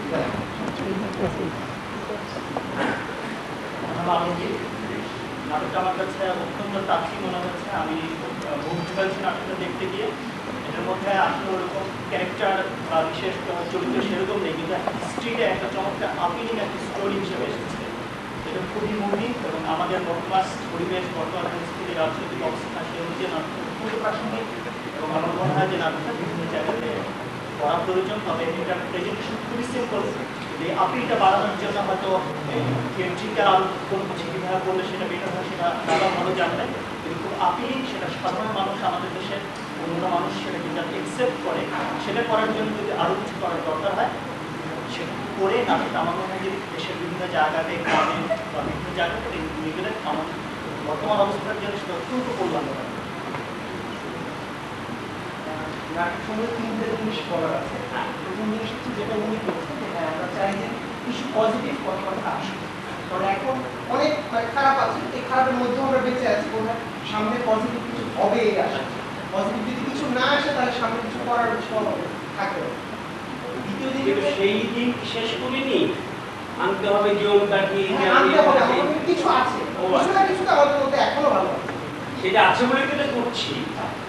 আনতে হবে জীবন কাঠি, তার মানে তো ওই আশাটা কোথাওটা বাঁচাতে চাই। সেকেন্ড দিন হচ্ছে নাটক কয়েক জায়গায় মনে হচ্ছে একটু স্লো হয়ে গেছে, বিরক্ত হয়ে গেছে। আর একটু যদি জিনিসটা বলো কাছাকাছি হয় জিনিসগুলো তাহলে ভালো লাগবে। দ্বিতীয় জিনিস হচ্ছে তথ্যপঞ্জিকা একটা জায়গায় এসেছে যে অযোধ্যার সাথে উত্তরবঙ্গের এক সময় সম্পর্ক স্থাপিত হয়েছে, তারপরে গানে বলা হচ্ছে দুর্যোধনের দরবারে অযোধ্যার সাথে বোধহয় দুর্যোধনের কোনো সম্পর্ক। আচ্ছা না, অযোধ্যার রাজ পরিবারের সাথে বঙ্গের রাজ পরিবারের বিয়ে হয়েছিল, আর ওটা আরেকটা তথ্য মহাভারতে আছে যে উত্তরবঙ্গের পরাক্রান্ত রাজা বাসুদেব সে দুর্যোধনের পক্ষে যোগ দিয়েছিল যুদ্ধে পাণ্ডবদের বিরুদ্ধে। এটা মিশিয়ে হ্যাঁ দুই সময় দুটো উৎসব পাশাপাশি দেওয়া হয়েছে, একটু মিশে গেছে আর কি। মানে দুটো তথ্য, একটা হলো অযোধ্যা রাজার সাথে বঙ্গের রাজ পরিবারের বিয়ে হয়েছিল, যেটা আমাদের কম কথা না, ওদের বড় অত বড় বিরাট রাজত্ব। আর দুই হলো যে দুর্যোধনের বিরুদ্ধে আমাদের বাসুদেব যোগ দিয়েছিল। এটা দুটো তথ্য মিলিয়ে গেছে, সমস্যা হয়েছিল।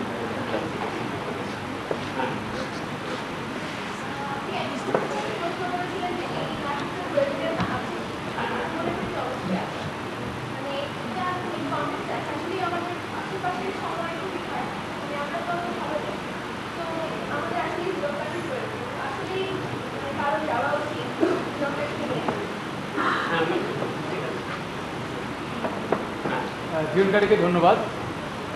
এখানে যে ধর্মের সাথে যে মানুষের যে ক্ষমতার যে লড়াইটি দেখানো হয়েছে কিন্তু আমার মনে হয় যে এই লড়াইগুলো প্রতিরোধ করেছিল সাধারণ মানুষ, যে আন্দোলন করে এই আন্দোলনটাকে যে সাধারণ মানুষের জায়গা থেকে সে দেখানো কি যায় না, যে যখন কোনো রাজবংশ প্রতিষ্ঠিত হলো সেটা দেখানো হয়েছে, যে গোপালকে প্রতিষ্ঠিত খুব সুন্দরভাবে কোরিওগ্রাফি করে দেখানো হয়েছে। ঠিক যেরকম করে সাধারণ জনগণ আন্দোলন করে এই রাজবংশকে ধ্বংস করেছে, সেই আন্দোলনটাকে এই নাটকে দেখানো যায় কিনা সেটা একটা প্রস্তাব। নেই কৈবর্ত বিদ্রোহ বড় আন্দোলনগুলো তো নেই, প্রথম মৌর্য সাম্রাজ্যের ওই কোরিওগ্রাফির মাঝে তেমন ভালো মানে ফুটে ওঠেনি মনে হয়, আমার কাছে মনে হয়েছে।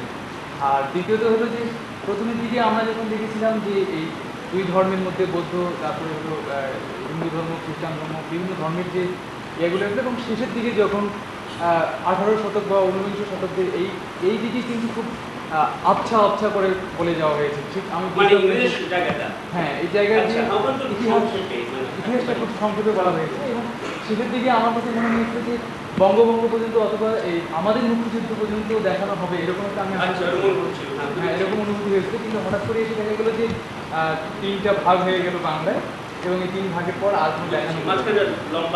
তার মানে কি আমি বলতে চাচ্ছি যে আমরা কি ভয় করছি যে ধর্মের সাথে এই মানুষের সম্পর্ক শেষ অবধি দেখানো যাবে না, নাকি আমরা কি কিছুটা ভীত যে এই ধর্মের সঙ্গে এখনো যে মানুষের একটা দ্বন্দ্ব আছে ক্ষমতার সঙ্গে বলেছি, কিন্তু ধর্ম দিয়ে নামে করা যায় না কেন অপকর্ম নাই, কি গুজরাট কি বাংলাদেশ কি করাচ্ছি এটাও বলেছি, কিন্তু মানে বর্তমানে ধর্মের সবচেয়ে বাজে অবস্থা বলেছি।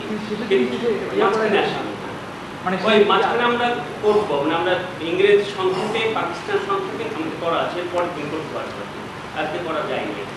আর কোরিওগ্রাফিগুলো সম্পর্কে আমার একটা মতামত আছে, সেটা হলো যে একজন কোনো এক পারফর্মার একজনের পিঠের উপর দিয়ে ভর করে এসে মঞ্চে পড়ে গিয়েছে এবং তখন আমার কাছে মনে হয়েছিল যে সেই পারফর্মারে হয় মেরুদণ্ড ভেঙে গিয়েছে, নাহলে কোনো কিছু হয়েছে। তো আমার কাছে আরেকবার মনে হয়েছিল যে লাঠিকে যখন আঘাত করা হচ্ছিল সেই আঘাতগুলো যদি আমরা মাইমের মাধ্যমে করতে পারি তাহলে দৃষ্টিগোচর এই পারফর্মারের কাছে হবে, আমার মঞ্চের দিকে হবে না। কিন্তু সেই আঘাতগুলো আমাকে বারবার আনছে যে কারো কি আছে তো কিন্তু স্যার ওটা আমার কাছে মনে হচ্ছিল যে কারো যদি পায়ে লেগে যায় হুট করে তাহলে সে পাটা ছেড়ে যাবে। তার মানে হলো দৃষ্টি হচ্ছে হ্যাঁ ভয় করছিল। এই কোরিওগ্রাফিগুলোর মাঝে আমার কাছে মনে হয় যে মাইন্ড দিয়ে যতটা করা সম্ভব। আর একটা কথা হলো যে একজন যখন পড়ে যাচ্ছে, পড়ে যাওয়ার পর এখানে হলো যে একটা সম্প্রদায় ভেঙে যাচ্ছে, ভেঙে যাওয়ার পর পড়ে যাচ্ছে, পড়ে যেয়ে যদি এটা মাইন্ড করে আমার মনে হয় আরও অনেক স্লোভাবে যদি পড়ে যেত এবং লাঠিতে ধাপ করে পড়ে যাচ্ছে, তখন আর আমার ওইটা মনে না হয়ে আমার মনে হচ্ছিল যে পাশের কয়েকটার কাছে মনে হয় মাটিতে লাঠির মাথায় লেগে যাচ্ছে। তো আমার কাছে মনে হয় যে এই জায়গাগুলো আরও সূক্ষ্ম করা দরকার। এই কোরিওগ্রাফিগুলো সূক্ষ্ম হলে আমার মনে হয় আরও অনেক জীবন্ত হবে। এ পর্যন্ত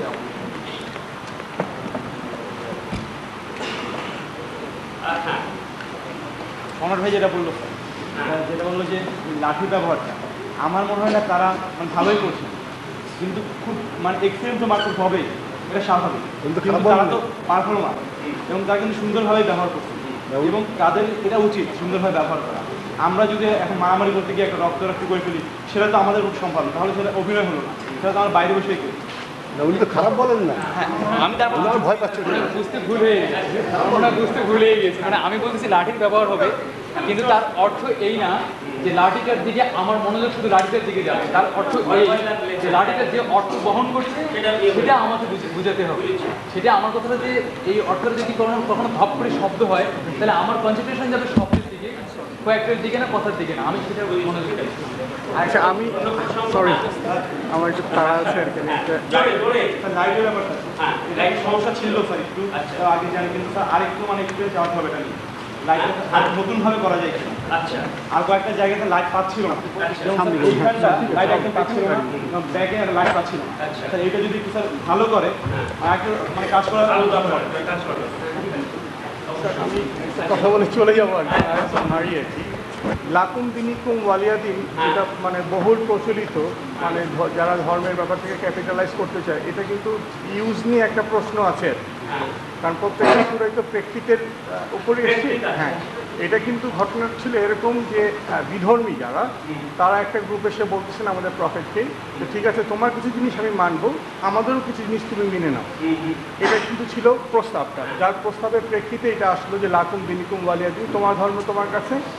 এটার অর্থ মানে যতটুকু মনে আছে যে তোমরা যার পূজা করো আমি তার পূজা করি না, আমি করি না, তোমরা যার অর্চনা করো আমি করি না, এরকম আর কি। পরে বলছে যে তোমার ধর্ম তোমার কাছে আমার ধর্ম আমার কাছে।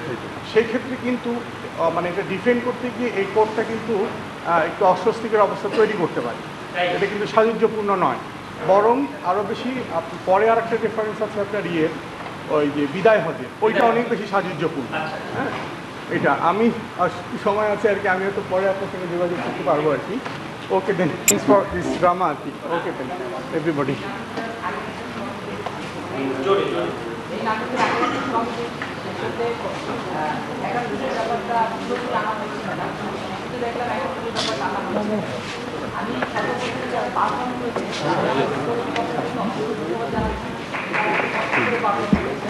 এবং দ্বিতীয়ত আমি বলতে চাচ্ছি আমরা যারা নতুন আমাদের সামনে একাত্তরের মুক্তিযুদ্ধটাই একটা বড় সামনে আমি বলতে সুযোগ শেষ করে দেন। হ্যাঁ, আর কেউ জাহিদ কি বলবেন?